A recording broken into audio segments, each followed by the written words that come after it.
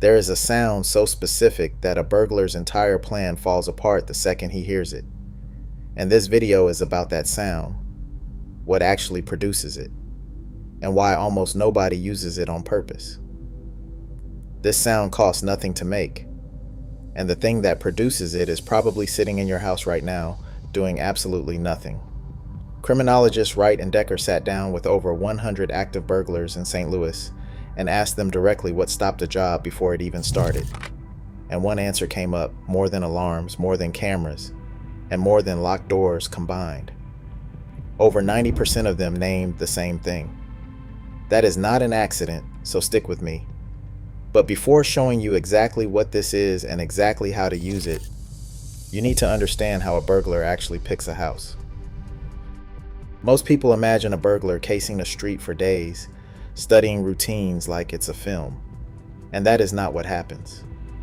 A working burglar spends somewhere between 30 seconds and 2 minutes deciding whether your house is worth the risk. And in that window, he is not reading body language.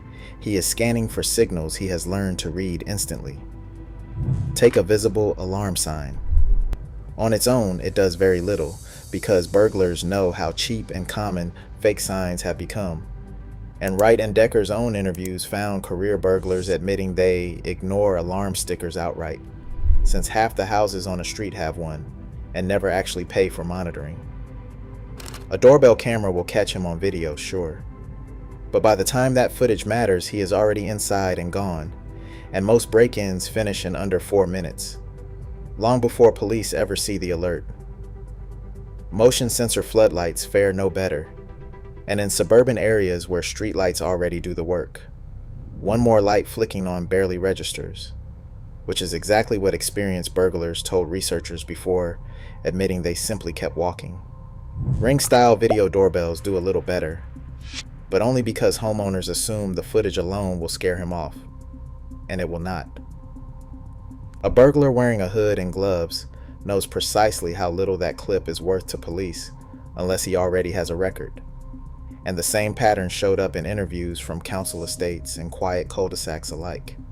None of it touches the one thing that actually changes his mind before he sets foot on your property. Here is where it gets interesting. And this is the part that changes everything, because the trigger about to be described works nothing like the deterrents you have already installed. It does not just record him. It does not just light him up.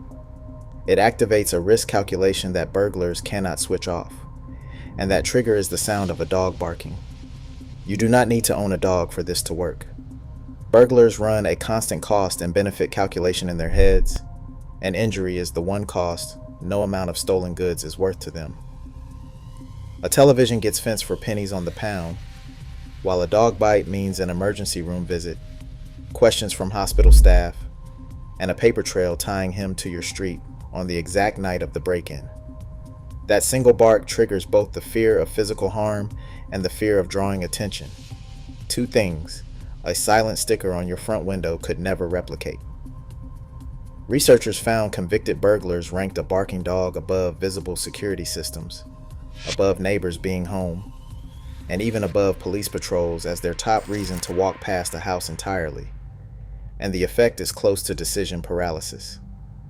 His whole plan depends on speed and silence, and a single bark removes both instantly, because he cannot predict the dog's size, cannot tell if it's chained up or loose, and cannot know whether a neighbor heard it too.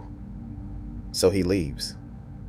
Compare that to a monitored alarm system, where even a fast response takes 90 seconds or more before a call center reaches anyone, by which point the average break-in is already over.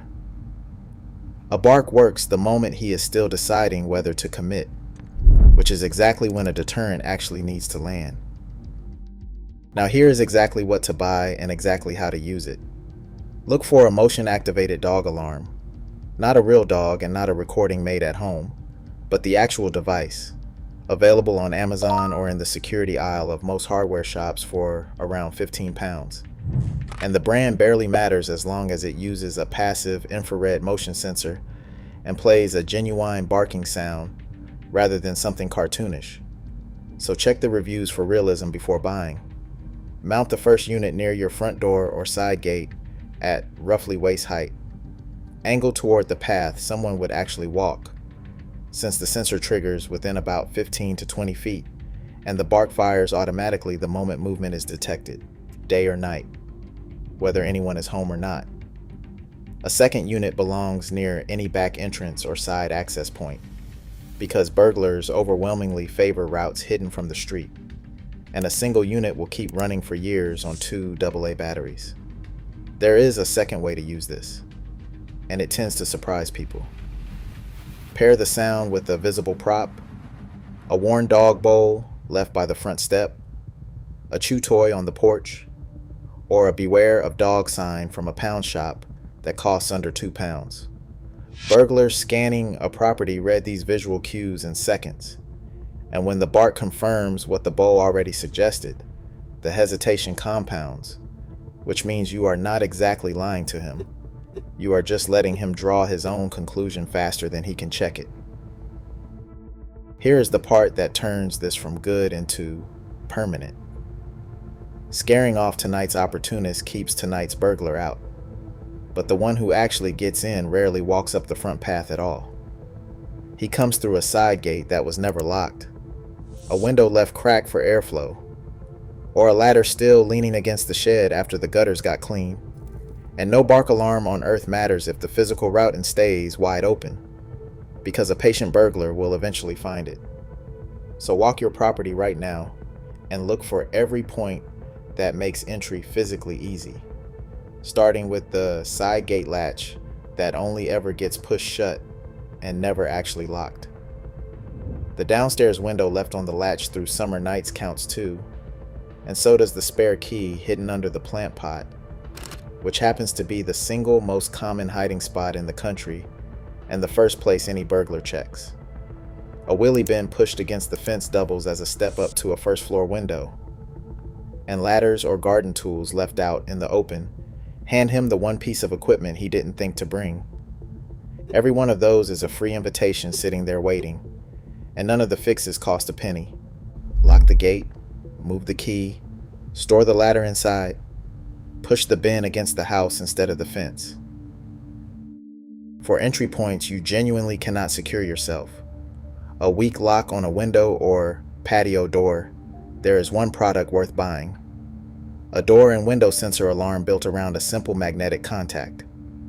Stick one half on the frame and the other on the door or window itself, and it screams the instant the contact breaks.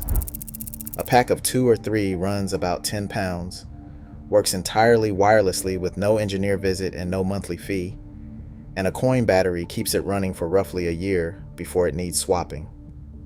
Fit one to the patio door, one to the most accessible downstairs window, and one to any side or utility door facing away from the street.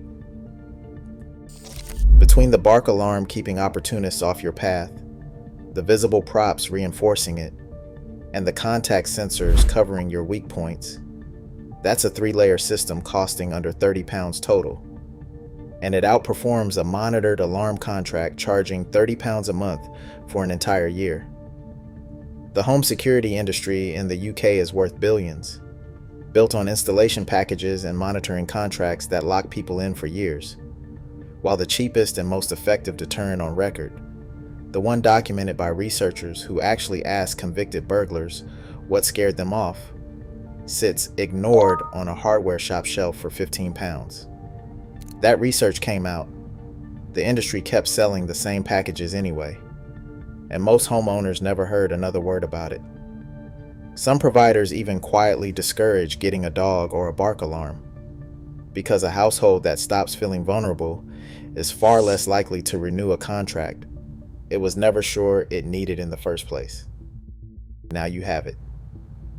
Drop in the comments what security measure you tried before that never actually worked. Every single reply gets read, and it shapes what gets covered next. Subscribe so you don't miss the next one. Take care, and I'll see you in the next.